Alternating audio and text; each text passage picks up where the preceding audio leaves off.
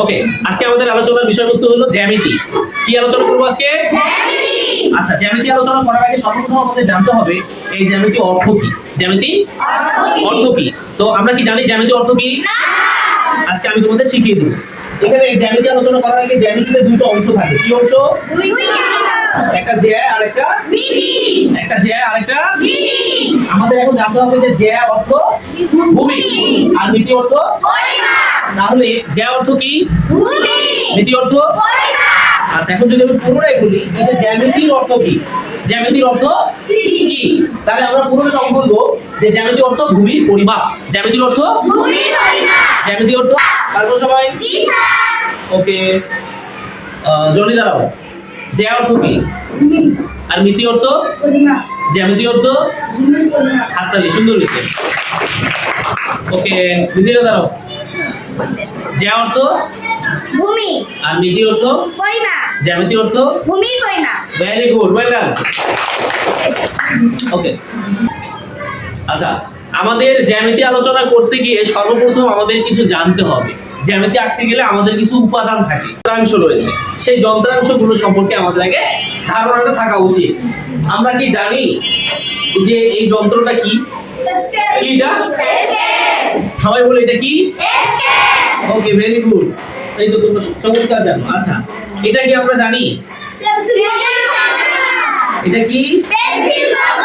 জ্যামিতিতে আঁকতে গেলে আমাদের বা জ্যামিতি যখন ব্যবহার করতে যাব তখন আমাদের এই জিনিসগুলো ব্যবহার করতে হবে। এই জিনিসগুলো ছাড়া জ্যামিতি আঁকা সম্ভব নয়। তাই আমাদের এই জিনিসগুলো সম্পর্কে আমাদের ধারণা থাকাটা দরকার। আচ্ছা, এটা কি? কি এটা? এটা হলো কাটা কম্পাস। আমরা সবাই জানি। ওকে, ফাইন। আচ্ছা, এরপরে আরেকটা জিনিস আছে। এটা কি আমরা জানি কি? কি এটা? চাঁদা। ওয়েল ডান, সুন্দর হয়েছে।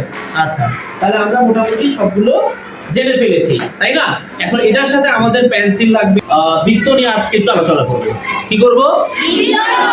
বৃত্ত নিয়ে আলোচনা করব। তো এই বৃত্তের অংশগুলো আমরা আজকে দেখব। আমি এখানে একটা বৃত্ত অঙ্কনটা করে ফেলেছি। এটা ঘুরাই ফেলছি। বৃত্তের মধ্যে একটু খেয়াল করো সবাই। আমি একটা বৃত্ত অঙ্কন করে ফেলেছি। এটা তোমরা সবাই করে ফেলেছো? ওকে, এখন এই বৃত্তের মাঝখানে একটা অংশ রয়েছে। এটা কি? কেন্দ্র। এই অংশটাকে কি বলা হয়? কেন্দ্র বলা হয়। আর এই যে চারপাশ দিয়ে এরকম একটা গোলাকার রেখা রয়েছে, এটাকে কি বলা হয়? পরিধি। এটাকে কি বলবো আমরা? এটাকে আমরা বলবো পরিধি। আর এটাকে কি বলবো? এটাকে আমরা বলবো কেন্দ্র। বোঝা গেছে? আচ্ছা, এরপরে এই সবাই দেখো, এবার সবাই তোমরা আমার সাথে সাথে বলো তোমাদের স্কেল এবং সোজা বরাবর এখানে কি দিবা? একটা সরলরেখা দিবা। ঠিক আছে? এটা যে আমি টান দিয়েছি এটার নাম কি জানো? এটার নাম হলো ব্যাস। এটার নাম কি? এটার নাম ব্যাস। আচ্ছা, আরো একটা যদি আমি একই এখানে এভাবে দেই, আমি এটাকে বলবো আমরা ব্যাসার্ধ। এটাকে কি বলবো? আমরা এটাকে সংক্ষেপে নাম দিব ব্যাস, আর এটার নাম দিব ব্যাস। আচ্ছা, আরো একটা এখানে একটা অংশের নাম রয়েছে, এই নামটাও দিয়ে দিই।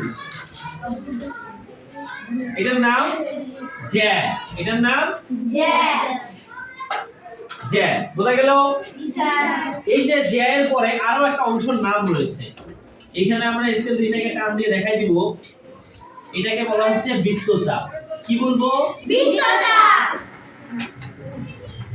এটাকে বলবো আমরা বৃত্তচাপ। দেখো, তাহলে আমি বৃত্তের মধ্যে যে অংশগুলো রয়েছে আমি কিন্তু দেখিয়ে দিয়েছি। ঠিক আছে?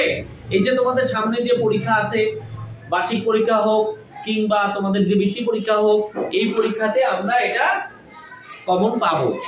বোঝা গেল? তাহলে আমরা বৃত্তের যে অংশগুলো রয়েছে এই অংশগুলোকে ভালোভাবে বুঝতে পেরেছি। আমি তোমাদের সুবিধার জন্য এই যে কেন্দ্র, এটাকে কি বলা হয়? তাহলে বৃত্তের যে একটা মাঝখানে বিন্দু থাকে সেই বিন্দুটাকে বলবো কেন্দ্র। এখন এই কেন্দ্রটাকে ঘুরিয়ে এই যে চতুর্পাশে বৃত্তাকার একটা কক্ষ রয়েছে, এই বৃত্তাকার অংশটিকে বলা হচ্ছে পরিধি। এই অংশটাকে কি বলবো? মানে পুরোটাকে বোঝানো হচ্ছে, খালি এইটুকু না, এই বিন্দুটাকে বোঝানো হচ্ছে না, মানে পুরো বাইরে যে গোলাকার অংশটা রয়েছে এটাকে বলবো আমরা পরিধি। এখন এই যে কেন্দ্র থেকে পরিধি পর্যন্ত দূরত্বকে ভালো করে চেক করো। কেন্দ্র থেকে পরিধি পর্যন্ত দূরত্বকে বলা হয় কেন্দ্র থেকে পরিধি পর্যন্ত দূরত্বকে বলা হয় আবার কেন্দ্রগামী জ্যাকে আমার সাথে বলুন, কেন্দ্রগামী জ্যাকে ব্যাস বলা হয়। কেন্দ্রগামী জ্যাকে ব্যাস বলা হয়। আচ্ছা, এটাও তো এদিক দিয়ে গেছে না, কিন্তু এটা হলো ব্যাস, কিন্তু এটাও তো পরিধি, দুইটা পরিধিকে ছেদ করেছে, দুইটা পরিধিকে কি করেছে? ছুঁয়েছে। এটা দেখো, এটাও এই পরিধি, এটাও পরিধি, দুই পরিধিকে ছেদ মানে ছুঁয়ে দিয়েছে, স্পর্শ করেছে। এটাও কিন্তু স্পর্শ করেছে, কিন্তু এটা আর এটার মধ্যে পার্থক্য কি জানো? পার্থক্য কি জানো তোমরা? আমি জানাই দিচ্ছি। যদি কেন্দ্রগামী কোনো জ্যা হয়, এটাও জ্যা, এটা পার্থক্যটা কোথায়?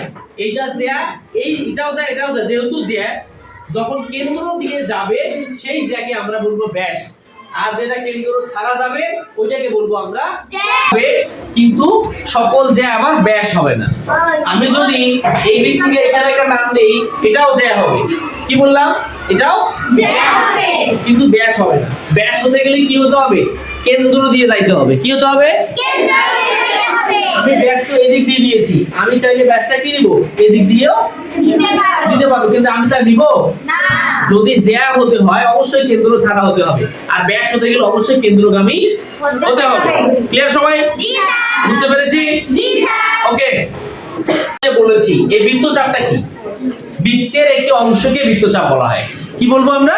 বৃত্তের একটি অংশকে বৃত্তচাপ বলা হয়। আমরা আরেকবার বলবো, বৃত্তের কোনো একটি অংশকে বৃত্তচাপ বলে। পারবো? সবাই পারবো? আজকে বৃত্ত নিয়ে তোমাদের কোন মনের মধ্যে কোনো সমস্যা আছে? আমি কিন্তু এখন তোমাদের আবার এখন করতে দিব, তোমাদের সবাইকে করতে হবে। এটা সবাই তুলে নিয়েছো? ওকে, ফাইন।